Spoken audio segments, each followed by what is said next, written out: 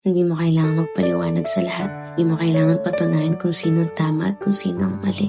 Kung gaano man kalinis ang intensyon mo. Kasi minsan, ang pinaka-mature na desisyon ay ang piliing manahimik. Hindi dahil takot ka or wala kang sasabihin, kundi dahil alam mo na hindi lahat deserving ng energy mo. Kung alam mo naman na malinaw ang intensyon mo, okay na yun.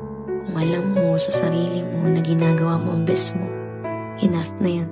May mga laban na hindi mo kailangan salihan para manalo ka. May mga opinyon na pwede mong bitawan para manatiling payapa ka. At may mga araw na ang tunay na panalo ay piliin ang sarili mo. Kaya kung kailangan mo marinto ngayon, hindi ka mali dahil pinili mo mapagod sa pag-explain.